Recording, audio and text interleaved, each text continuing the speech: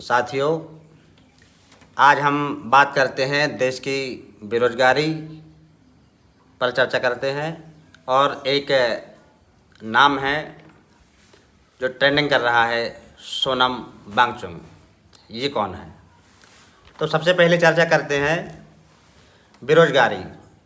बेरोजगारी अपने दम पर अपने चरम पर है, पर ध्यान नहीं दिया जा रहा है। देश में सिर्फ हिंदू और मुस्लिम करके जनहित के मुद्दों को छिपाया जा रहा है।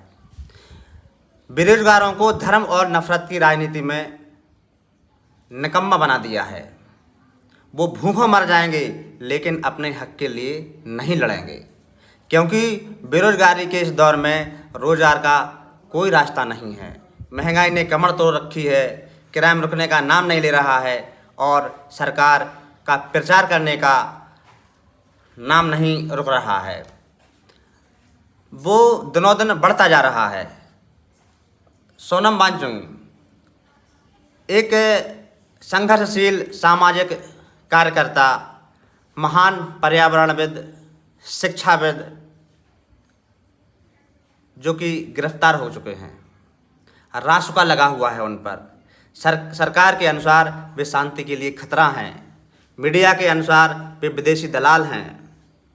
लेकिन मैं आपको बताना चाहता हूं कि सोनम वांगचुक किसी बात के दोषी नहीं हैं।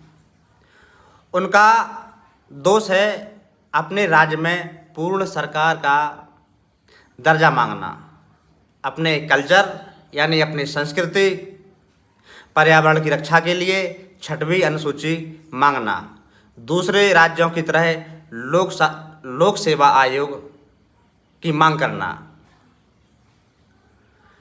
क्या ये सब बातें गलत हैं? आंदोलन, भूख हड़ताल, मोदी सरकार के खिलाफ बोलना, क्या ये सब गलत है?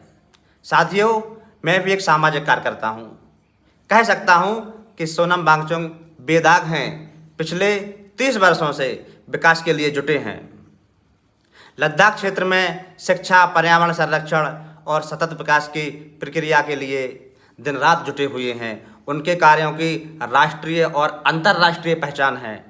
उन्हें रेमन मैगसेसे पुरस्कार, रोलेक्स अवार्ड फॉर एंटरप्राइज और global award for sustainable architecture जैसे सम्मान मिले हैं। वे NIT श्रीनगर से बीटेक और फ्रांस के क्रेटर से अर्थन आर्किटेक्चर के मास्टर हैं।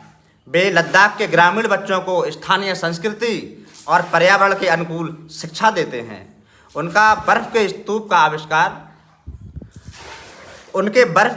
का आविष्कार लद्दाख जैसे शुष्क क्षेत्रों में पानी की कमी को दूर करने के लिए मदद कर रहा है। इन्हीं अनुभवों को वह लद्दाख में एक विश्वविद्यालय बनाकर पढ़ाना चाहते थे, जो अब आंदोलन के कारण खटाई में है।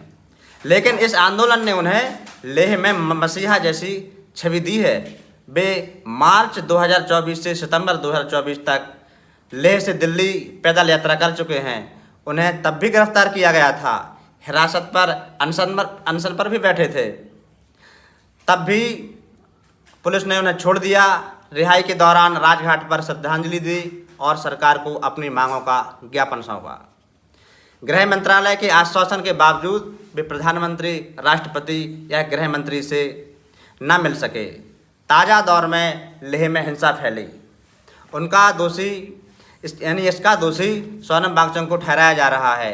उन पर अनर्गल आरोप भी लगाए जा रहे हैं। सत्ता का कहर उनकी संस्थाओं पर टूटा है।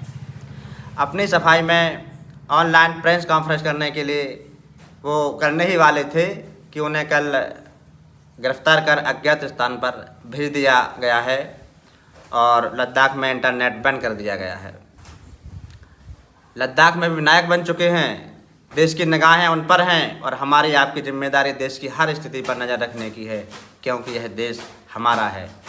हालांकि सोनम वांगचुक जो कि सामाजिक कार्यकर्ता हैं, उन्होंने युवाओं से या लद्दाख लेह के निवासियों से किसी भी प्रकार की हिंसा न करने की बात कही है कि अगर हिंसा होती है तो उनकी जो मेहनत है वो नाकाम सिद्ध हो जाएगी। इसलिए कोई भी किसी भी प्रकार से हिंसा ना करें, शांति के साथ आगे बढ़ें, शांति के साथ अपनी बात रखें।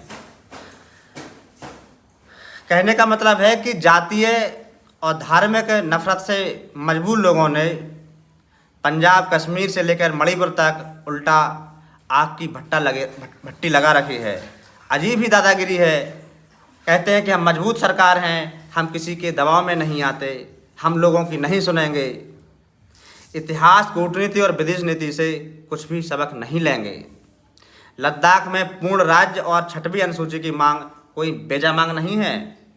असम, मेघालय, त्रिपुरा, मिजोरम भी पूर्ण राज्य हैं, 6वें शेड्यूल के एरिया हैं, सीमावर्ती राज्य भी हैं और सीमावर्ती क्षेत्रों में से एक इलाके में भी असंतोष फैलना बेहद खतरनाक है। सरकार, भाजपा, संघ और उनके पास जो भी 2-4 कौड़ी के विद्वान हैं, उन्हें बैठकर इस पर चिंतन मनन करना चाहिए।